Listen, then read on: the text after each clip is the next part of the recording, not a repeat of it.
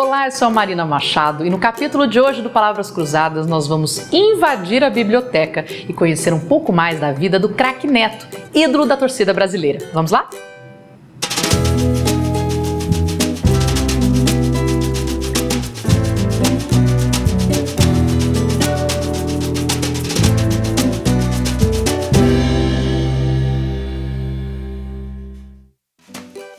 Você é um cara que lê?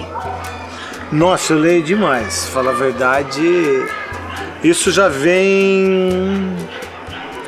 Fala a verdade, no meu primeiro casamento, quando eu parei de jogar futebol, e aí a minha primeira mulher falou, olha, você não estudou, mas você precisa ler, para que você possa ter conhecimentos do que você não teve na faculdade, na escola, e para que você não passe vergonha na onde você for trabalhar um dia, né? E aí eu comecei a ler assim muito pouco, sabe? Comecei a ler jornal, que eu não tinha o hábito de ler jornal. Aí, não só da área de esporte, eu gosto muito de ler, pra falar a verdade, eu gosto muito do cotidiano, gosto de ler algumas coisas diferentes do meu trabalho. Aí eu comecei a ler, comecei a tomar gosto. Aí chegou há uns 10 anos atrás, a minha mulher, aí eu já troquei de mulher, né? A minha mulher tava ficando muito velha, eu tô brincando. Na verdade, eu me separei da Ana e casei com a Fernanda. Aí teve um dia, ela me ligou e falou assim, as pessoas estão me ligando para perguntar o que elas vão te dar de presente. Porque você tem tudo, né? Não quer te dar um tênis, uma camisa, eles não sabem. E eu tava muito gordo na época, e dar presente pra gordo é foda, né? Porque você não sabe o que você dá de presente pra gordo, isso é uma desgraça. Gordo tem dificuldade pra receber presente. Uma caixa de chocolate. É, mas esse arrebenta o cara, pô. O cara já tá morto, você dá uma caixa de chocolate pra ele. É. Aí eu falei assim, faz o seguinte, ó, fala quem tiver dificuldade pra dar presente, me dê livro, pra que eu possa ler. E aí foi virando um hábito, aí eu comecei a ganhar, tanto é que os livros que vocês mostraram, que estão mostrando aí, todos esses livros foram ganhados do meu aniversário, porque aí, como vai muita gente no meu aniversário, tem muita gente que leva presente, né, as pessoas que gostam muito de mim, levam uma caneta, o cara leva uma camisa, né, já sabe, um relógio, que eu adoro ganhar relógio. Né? E aí começaram a me dar livros, então por isso que eu sou meio eclético em relação a isso, porque eu não vou lá na livraria e compro um determinado livro. Como as pessoas me dão um livro, eu tenho... Então você lê um pouco de tudo? Eu leio um pouco de tudo. Fala a verdade, eu gosto muito de biografia, né? E aí depois comecei a me interessar um pouco mais pela história do Brasil.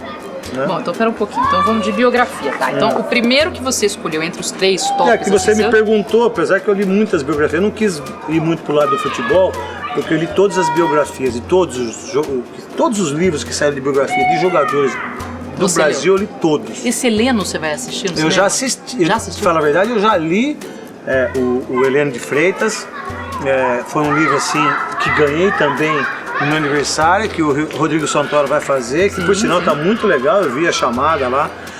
O Heleno de Freitas foi, fala a verdade, um Edmundo muito mais explosivo. O Heleno de Freitas, pra você ter ideia, na época que ele jogava futebol no Botafogo, ele era no Copacabana Palace. Eu vi isso. Ele era advogado, e ele morreu com 39 anos de sífilis. Que enlouquece, né? A pessoa. E aí quando ele começou a enlouquecer, as pessoas do clube do Botafogo não sabiam o que ele tinha. Por ele ser explosivo, temperamental, porque todo craque, todo gênio é temperamental, né? Falar a verdade, essa é a grande verdade, né? Não só no futebol, não, em todas as áreas. Tem cara que é apresentador, tem cara que é coisa, o cara é temperamental, não pode fazer, que aí o cara, a gente sabe não disso. É humano, né? Ele é uma outra coisa, uma entidade que chegou no lugar. Isso, e o Heleno de Freitas é um cara assim, acima da época, né? Se você pensar que ele falam que ele deu uma sapecada na Evita, né? Pelo menos o que mostra no livro lá. Até provarem o contrário. Até provar o contrário, vai saber, né? Grande Evita. Bom, mas e por que o Boni? O que te chamou a atenção? O que você aprendeu com esse livro? Do Boni, livro? fala a verdade, o Theo José, que trabalha comigo, que é o narrador, ele falou, Neto, você já leu a biografia do Boni? Eu falei, olha, eu vi o lançamento do livro, né? Vi ele dando os autógrafos lá, tudo certo. Por sinal, até o Pânico estava fazendo a matéria lá. Aí ele falou, Neto, aí eu tô lendo o livro, é muito legal, você que está agora apresentando o programa, você que está nessa área, tem muito, apresentar programa, às vezes é fácil você apresentar, o duro é você, é fácil jogar bola, o duro é o que vai acontecer antes, por exemplo, ele ensina muita coisa que eu acho que eu faço na televisão, eu acho que o Datena faz, acho que tem muita gente que faz, grita, não precisa gritar na televisão, cara. Sabe? Você está no meio do campo, né? Você tem um microfone. Isso, as pessoas vão lá e pum, aumenta o volume. Uma coisa legal que eu li do livro do Boni é que ele foi um cara que com 15 para 16, para 17 anos, ele sabia que ele ia ser esse cara monstruoso da televisão. Porque eu li o Chateau, né, que foi um cara que revolucionou e que trouxe tudo para cá em termos de rádio, em termos de televisão, em termos de qualquer outra coisa, mas o Boni ele foi diferente do Chateau porque o Boni ele trouxe o desenvolvimento, ele foi para os Estados Unidos, ele trouxe as coisas importantes, ele mostrou o que era se vender, publicidade.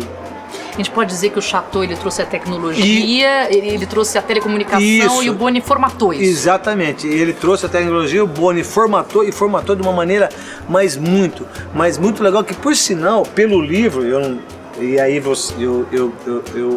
participo da história dele entrando dentro do livro. Eu acho que a televisão na época deles era muito melhor que a nossa.